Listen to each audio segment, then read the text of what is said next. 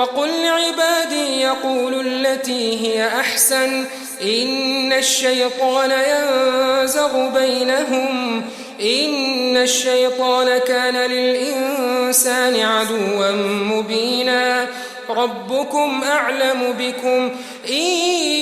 يشأ يرحمكم أو إن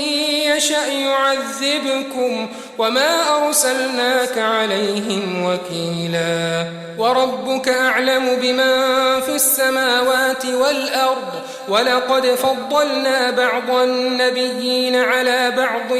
وآتينا داود زبورا قل ادعوا الذين زعمتم من دونه فلا يملكون كشف الضر عنكم ولا تحويلا أولئك الذين يدعون يبتغون إلى ربهم الوسيلة أيهم أقرب ويرجون رحمته ويخافون عذابه إن عذاب ربك كان محذورا وإن من قرية إلا نحن مهلكوها قبل يوم القيامة أو معذبوها عذابا شديدا كان ذلك في الكتاب مسطورا وما منعنا أن نرسل بالآيات إلا أن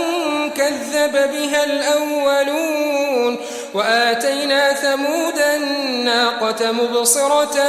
فظلموا بها وما نرسل بالآيات إلا تخويفا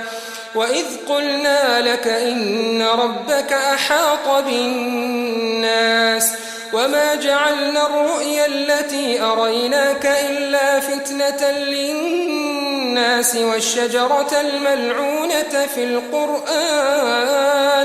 ونخوفهم فما يزيدهم إلا طغيانا